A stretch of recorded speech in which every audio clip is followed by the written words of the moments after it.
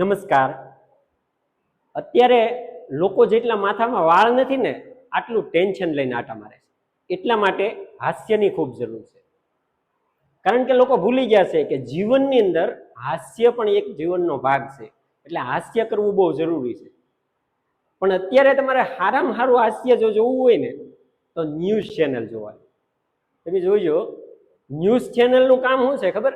કે લોકોને હાસા ન્યૂઝ આપવા અને બીજું કે લોકોને પ્રેરણા સ્વરૂપ બને ને એવા ન્યૂઝ આપવા. પણ અત્યારે ન્યૂઝ ચેનલ વાળા જેટલી રમૂજ કરાવે ને એટલું કોઈ નથી કરાવતું. તમે જોજો, એને કોઈ પણ જગ્યાથી ન્યૂઝ જોવે અને ન્યૂઝ ન હોય ને તો એ ન્યૂઝ બનાવી નાખે. એકવાર એક માણસ ખેતરમાં ઊભો હતો એની વાડીએ, કે ન્યૂઝ રિપોર્ટર અહીંયા પહોંચી ગયા એટલે એને ચાલુ કરી દીધું कि आज की ताजा खबर, बहुत बड़ी खबर है। जी हाँ, देखिए इस शख्स को, ये आदमी अपने खेत में खड़ा है, कभी उठता है, कभी बैठता है, कभी इधर देखता है, कभी उधर देखता है। ध्यान से देखिए इस शख्स को। मैं इस वक्त अपने संवाददाता से बात करूंगी। जी हाँ, मेरा आवाज आपसे आ रहा है। आपको दिखा रहा हूं कि ये शख्स सुबह से अपने खेत में खड़ा है, कभी उठता है, कभी बैठता है, कभी इधर देखता है, कभी उधर देखता है। मुझे तो ऐसा लग रहा है ये कोई साइको है। जी हाँ दोस्तों, तो आपने देखा कि बहुत बड़ी खबर है। हम और आप दोनों मिलके लेंगे जुल्म से टक्कर, कहीं जाइएगा नहीं, देखेंगे एक ब्रेक के बाद। આમાં હું તમને ન્યૂઝ લેવા, એક માણસ એને વાડીએ ઊભો છે પણ આ લોકો ગમે એમ કરીને રિપોર્ટ બનાવી નાખે, ગમે એમ કરીને એને ન્યૂઝ જોતા હોય. એક જણો પાણીમાં તણાતો હતો નદીમાં, કે ન્યૂઝ રિપોર્ટ વાળા ત્યાં પહોંચી ગયા. હવે જે તણાતો હતો ને એને બહાર નથી કાઢતા, એની પાસે માયક નાખે કે इस वक्त आपको कैसा लग रहा है, લે એટલે ઓલાને બહાર કાઢ, ઓલો કે તું બહાર કાઢ એટલે કહું એમ. પણ આને ગમે ત્યાંથી રિપોર્ટ જોવે. પણ અત્યારે તો કેવો સમય આવ્યો, આ કેવા વાલોમાં આટા મારે દુનિયામાં. તમે જોઈજો, તારી લટકતી જુલ્ફો મેં કાબુમાં રાખ, તારી લટકતી જુલ્ફોને કાબુમાં રાખ, કઈક ને ઘાયલ કર્યા છે વાઘરે, હવે તો માથામાં તેલ નહીં. બોલ, તમે જોજો, मैसेज करे, मैसेज कि तुम मुझे अच्छा कहो या बुरा कहो, तुम मुझे अच्छा कहो या बुरा कहो, जो तेरे दिल में आए वो कहा करो, बस मुझसे बात कहा करो. લે એટલે આ તારી જેવા શાર હારી વાતો કરે. પણ અત્યારે આનંદ છે એમ, એવો સમય આવ્યો. અને નવા નવા લગ્ન થયા હોય ને ત્યારે જોજો, એવી એવી ઉપમા આપે તું કે ચંદ્રમુખી સોન, પ્રિયતમા કેન. હા, તે એક જણા નવા નવી હગાઈ થઈ, સમજ્યા? તે દાદા દેહમાંથી આટો મારવા આવ્યા કે હાલને છોકરાની સગાઈ થી દેહમાંથી જાતો આવું. બરોબર, દાદા દેહમાંથી આવ્યા અને હવારમાં જેની સગાઈ થી ને એ ભાઈ નાવા ગયા.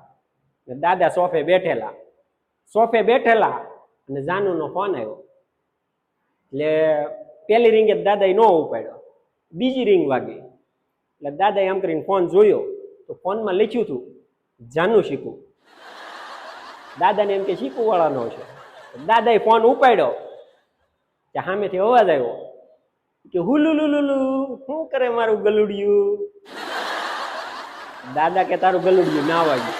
કે તમે કોણ બોલો? કે હું ડાજ્યો બોલું. હવે એ ગલુડિયું તું ડાજ્યો જ થયો ને એમ. પણ મજા છે. એક બેનના નવા નવા લગ્ન છે, એટલે લગ્ન છે ને તો એના હાહુ શાક લેવા જતા હતા હાનના થેલી લઈ. એટલે કે મમ્મી ક્યાં જાવ છો? હવે તમે જોઈજો, મમ્મી કે નવા નવા લગ્ન થયા હોય ને એટલે કે મમ્મી. તો એના હાહુ કે શાક લેવા જાવ.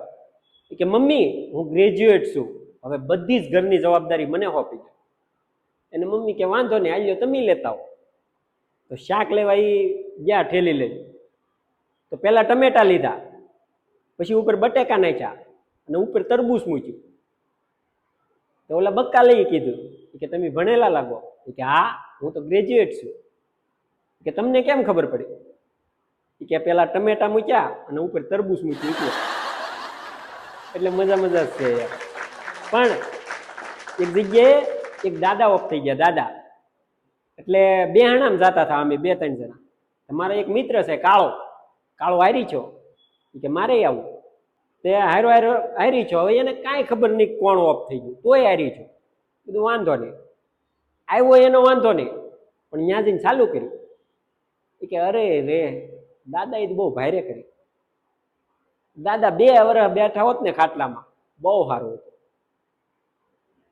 પણ દાદા તો દાદા હતા હો, અને દાદા વગર છે ને ઘર સૂનું લાગે. પણ ભગવાનને જે ગમ્યું ને એ ઈશ્વર ઈચ્છા બળવાન છે. ત્યાં ગરધણીએ કીધું કે દાદાને કઈ નથી થયું, બા વૈયા જાય. દાદા જો ખામે ખાટલે બેઠા, અને દાદા વગર તને ન હોરવતું હોય ને તો 5 દી અહીંયા રહેવા વૈયા. એટલે હવે તો બહુ સારું છે, તો કે સુબીને એવું આવી ગયું એટલે ખ્યાલ આવે, પણ પહેલા આવું હતું. આનંદ કરો, ખુશ રહો અને જોતા રહો મારી ચેનલ. થેન્ક યુ, આભાર.